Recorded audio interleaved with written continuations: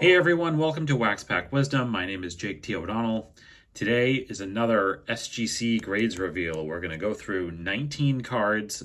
Some of them I'm probably going to gloss over relatively quickly because they're not going to be cards that stay in my PC. It's a very interesting sub this time. Like I said, 19 cards. They run the gamut of cards from T206 all the way up to 2020. There's a non-sport card in here as well, the first time I've ever submitted one of those. There's 12 raw cards that I sent in, plus 3 reholders, and also 4 crossovers from PSA, the first time I've submitted cards to cross over to PSA, or to cross over to SGC from PSA. And I have seen the grades here. It's a mixed bag, as it often is with grading. I'm pretty happy about some of them. I'm kind of not really sure what happened with a couple of others. So I'm going to open this up in a minute and we'll see. Just before we get into these grades, I did just want to share once again that if you're watching this video before December 15th, 2024, you can get in our 500 subscriber giveaway and you could win one of these 5 cards: 72 Clemente, 77 Suter rookie, Hall of Fame rookie, 83 Boggs Hall of Fame rookie, Bo Jackson Donruss rated rookie, 87 star rookie, and Hall of Fame rookie Derek Jeter, 93 Topps in a PSA 5. So you could win one of those cards. The information about how to enter is in a link below in the description of this video, so you can find out how you can get in that giveaway. It's very easy. I made it as easy as I could, and we will draw the winners for that in the middle of December. So, all right, so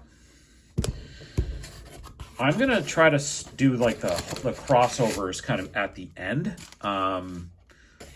And we'll talk about the other cards as they kind of come through here. But as you can see, I was not lucky with one of the cards to cross over, and I am pretty bummed about it. But that is how it goes. So I'm gonna get these rubber bands off here. It's always an adventure when it comes to getting the cards out of their well-protected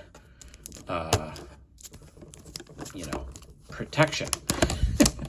All right, so first off, the first card on the bottom here is so we'll run through the first 3 cards, which were reholders. So you've seen these cards before if you watch our channel. Let me just move that out of the way. First is this awesome 1913 National Game Clark Griffith card in a 7. So obviously high grade. These cards were well protected, I think, for a lot of years because they were in, they came in like a group of playing cards. So they probably stayed in the boxes for a long time. Obviously, I mentioned this when I won this card at auction. This was an REA win, I believe. I just love the backs on these cards. So Hall of Famer Clark Griffith, again, reholder there. Same thing with this 1912 Recruit Little Cigars T207 of the legendary Chief Charles Bender. Great, sort of underrated set, of course, not as well known as either the T206 or the T205s. I think the backgrounds kind of throw people off a little bit, but yeah, this one was a 1.5. Again, this was a reholder. The back is pretty messed up, as you can see, and scratched up. And then the last of the reholders was this Whitey Ford rookie that I also won from REA, and just wanted to get it reholdered. It was in an old slab, so and it's got the covering on it here. So yeah, PSA 1 on this one. It's got like kind of the pinhole there, but number 1 card in the set, great card of Whitey Ford. Okay, so those were the reholders. The next crop here is the crossovers. I'm gonna wait to show those at the end. So it looks like the rest of these are in reverse chronological order. So I'll just try to run through some of these quickly. This was a card that you may have seen this on the channel before.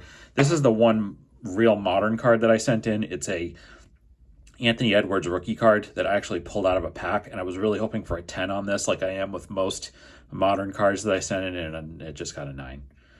Probably just because of some chipping on the edges and stuff like that. So, and this is just base, so that's not really worth a lot. I'll try to sell this at some point. Not a huge priority. All right, you saw the Boggs rookie card that I that I showed you guys that's in the giveaway. Part of the reason why I was willing to give that away is because I picked up this really sharp Fleer Boggs rookie, and as you can see, just really clean, really sharp. Again, was hoping for a super high grade on this, and I would say that I did get a pretty high grade on this. I got an 8. This got an 8.5. So this will take the place of the other one in my PC. I think that my Fleer rookie for Tony Gwynn of 83 is also an 8.5. So really clean, really nice card there. Okay. This is another card that I don't think I'm going to hang on to. It is a third-year Kareem that I picked up, and as you can see from the back, it is very miscut. But I'm going to probably have this card as part of a sale or trade also. And if I had sent this into PSA, odds are they probably weren't going to grade it at all. But this got a 1.5. Again, not surprising. Very sharp card, as you can see. The corners very sharp on this, but not really as about as miscut as you can get and actually still get a grade on it. Okay. The next 4 cards are all 1965 Topps cards that I decided to send in for the purpose of eventually moving them in sale or trade. A couple of the big rookie cards in the set. This was one, again, I just had this raw in the binder. This is a Steve Carlton rookie, of course, with Fritz Axley on the side of it. And you can kind of see the back, definitely low grade. You see the staining on the back. I think the one that I have in my collection is a 3 or I think it might be a 3.5 actually. That's like other ones that you may have seen in a different submission. So I thought I'd send this in. If it came back in a higher grade, I'd sell the other one. But this one just came back in a 2.5, which is actually, I think, a pretty respectable grade considering the condition on this card. You can see it's far from perfect. So the 2 is not bad. 2 or 2.5 is not bad. Again, that one will be an item that I sell. And then one of the other bigger rookie cards in the set, a guy who I just think he doesn't get enough love in the hobby, I don't think. Joe Morgan. This is one of his rookies. Again, I just had this in the binder. The idea for me was that I was thinking that at some point I would build the 65 set, and I wanted to keep these cards in a binder with other 65s. Kind of decided that 68 is going to be my 60s set, so for baseball at least. So I'm not going to build this set. So this was another lower grade one. You can kind of see the bend in the card right there, and there's a crease there, and then the back. 65s are tough. The blue background, they don't always get the most. They tend to chip away a bit. So this one just got a 2. So definitely probably not going to hang on to that one. All right.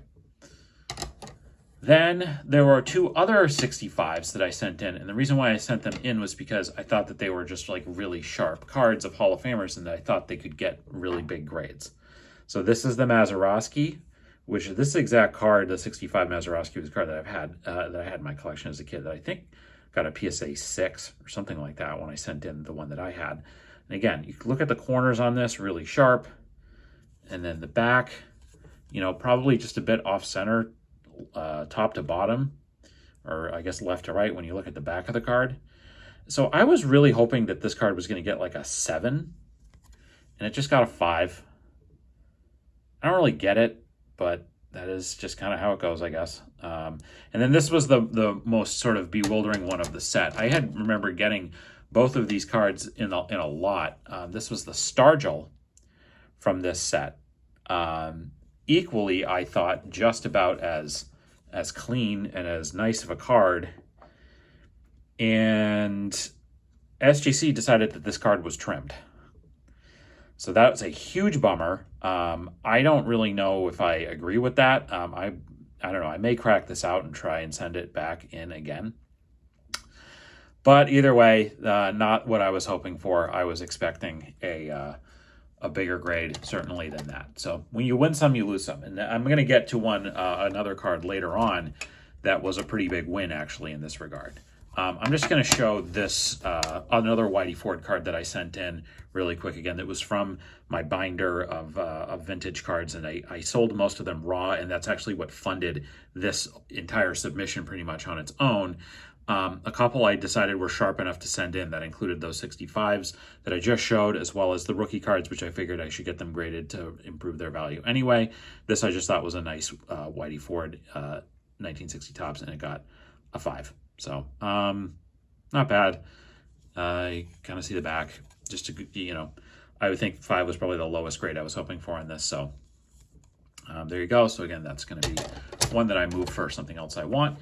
Here's a fun one. Again, this is the only non-sport card in this, and the only non-sport card I've ever sent in. And again, this was had nothing to do with the grade, really. I just wanted to get this card graded. And of course, it's from the Beatles 1964 Topps set, black and white. It's a nice picture of all of the boys with the sort of McCartney, fake signature there, the facsimile. Card 123 in the set. This is not an expensive card, and also not a, again, this has nothing to do with value. This is just about me wanting to have this card graded for my collection. I would say that I know just about as much about the Beatles as I do about baseball, so maybe I could start a Beatles wisdom channel at some point. But anyway, this one just got a 2. I kind of was hoping for a better grade than that on this, but I know the back is probably a bit. There's actually, I'm just realizing this now, that there's like light writing on the back that I don't think I realized was there. So that's probably the single biggest reason why I got the 2. But again, don't really care. I bought this for really cheap at a card show, and it was just a matter of, I just wanted to get it graded and have it slabbed to go along with the rest of my collection. Okay, so we're getting down to the last couple of cards here that I sent in to be graded that were raw, and then I'll do the crossovers last. So here is, you saw this card if you have watched the channel previously. It is the 48 Leaf Johnny Lujack rookie. Low grade to be sure. Let me just move this around a bit. Low grade to be sure. I bought this raw in a Facebook claim sale. Was definitely not expecting a big grade, and it did just get the 1.5. You can see the back there. I love the 48 Leaf set. Yeah, 40. This is actually, and the delineation between the football and baseball is that they did do 2 different sets. One did come out in 48, and the other came out in 49. So this was this was his rookie card. This was the year after he won the Heisman Trophy at Notre Dame. So really cool card there. Okay, so I believe this is the second to last of the raw cards that I sent in.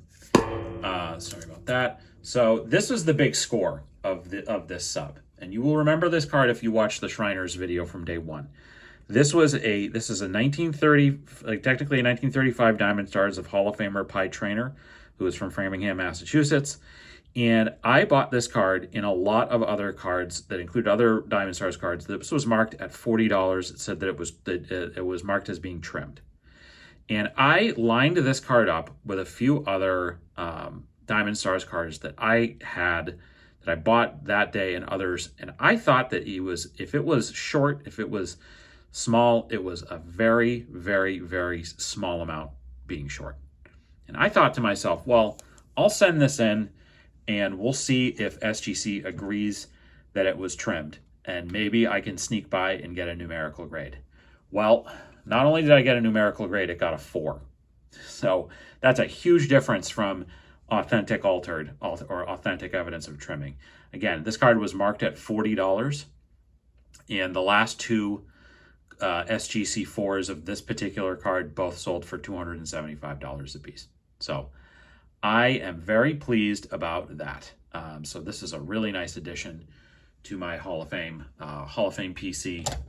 And speaking of that, this was my one, I don't know if I ever showed this card on the channel, but this was the one card that was in an SGC slab that I chose not to cross it over. I decided to just, because I didn't spend a lot of money on it, I just decided to crack this 1927 W560 Paul Wainer, the 3 of diamonds from a sort of a playing card set that would be hand cut. I just decided to crack this out of the PSA slab because it was in an old authentic PSA slab. And I decided to cross it over, or I decided to just crack it out and send it in. So this was a good one because it went from being authentic from PSA to a 1 for SGC. So I'll take that all day. You see the back's got some writing and it's kind of all messed up. But again, this is my one Playing Days Paul Waner card. Again, this is Hall of Famer, teammate of Pie Trainers. So definitely thrilled about that. All right, so now let's go to the crossovers. So there were 4 PSA graded cards that I decided to send in to SGC in the hopes that they would cross over to PSA because of the fact that I just really like to, I would like to have especially my pre-war vintage cards in SGC slabs. So instead of cracking them out because they were a bit more expensive cards, I decided to cross them over. And for 3 of the cards, I set a minimum grade of 1. Which effectively means I didn't really care what they came back as long as they were above authentic. But there was one card that I decided of the 4 to send in with a minimum grade of 2 as a means of protecting my investment in the card. And so we'll get to that in a second. But if you watch our channel, you've seen all of these cards previously. The first one is this DeLong Gum, the one DeLong Gum card that I have of Hall of Famer Chuck Klein. This was in a PSA 1 slab. And again, I set the minimum grade of 1. And it came back as an SGC 1. So again, for these cards, the grade, it didn't matter to me as much. It's more just an aesthetic thing about having them all in SGC slabs. And I don't have any intention of selling any of these cards anytime soon. So that I was happy with that one.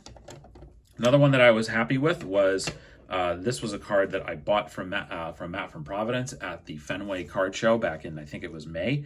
This is a Rube Waddell. And this card was in a PSA 1.5 slab. And again, I asked SGC to send it back, cross it over with a minimum grade of 1. So I didn't mind if they dropped it down to a 1. And thankfully, they kept it at a 1.5. So definitely happy about that, maintaining that grade. And now that means that all of my T206 cards are, the Hall of Famers, are all in SGC slabs. So really thrilled with that. And then I have a few cards from the 1909 American Caramel E90-1 set. This was another card I bought from Matt. This was at Shriners in April, in the springtime, and this is of Addie Joss. So this one was a PSA 1. And again, I asked them to return this. I was hoping they would return this with a minimum grade of 1. Well, thankfully, they bumped this up to a 1.5. So I'm really happy about that. Really, this was the one of the crossovers that I got a bump up in grade. So that went from being a PSA 1 to an SGC 1.5. So we'll take that. Now, here's the bummer. If you watched my first Shriners Day show video, you saw that I bought a 1909 from this same set, an American Caramel Eddie Plank from Stan Locke, one of the best vintage dealers in the country. And in an effort to, again, have uniformity in my pre-war cards, but also protect the investment, I asked SGC to cross over the Plank, which was in a PSA 2 MK slab, to cross it over to a minimum of an SGC 2. They did not agree that this card was an SGC 2. So that is a bummer. And I'm just gonna, kind of show you guys, again, you've seen this card if you've watched the channel, that they did not agree that this card was an SGC 2. It is obviously, the centering is a bit off, and there's the MK on the back. But I guess I have to ask you this question. These cards are from the same set, okay? Are you really going to tell me that this card is a 1.5 and this card is not a 2? Just because of the centering and the MK on the back? Look at the back of this one is clean. I guess that all things considered, there's a little paper loss right there too. I guess all things considered, maybe they're both 1.5s. I don't know. Not sure I agree with that one, SGC. So now I have to decide what I'm going to do with the plank. Am I going to crack it out and send it? Am I going to try again for another crossover? I don't know. Let me know in the comments what you think I should do about this. Because again, it is I don't think, this card is not going anywhere.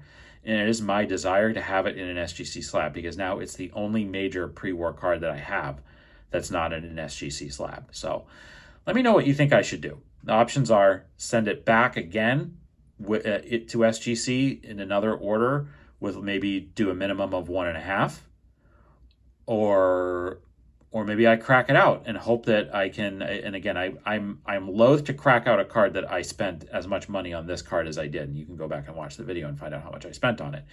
I'm loath to do that, but I may send it back and try and see if they'll do a minimum grade of a 1.5, because it cuts both ways. I want to protect the investment in the card, but I also don't want it to be lower than a 1 or a 1.5. So this is what we got here. Let me know what you think of these grades, and thanks very much for watching Wax Pack Wisdom. We really appreciate it.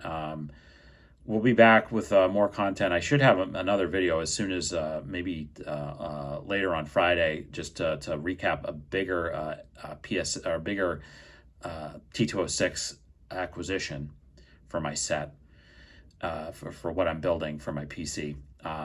Getting the giveaway, like we mentioned. Please check out where to follow us on all social media channels. Please subscribe to Wax Pack Wisdom if you haven't before. Check out our list of nonprofits and charities. We'd really appreciate that as well. So thanks very much for watching. We'll see you next time on Wax Pack Wisdom. Take care.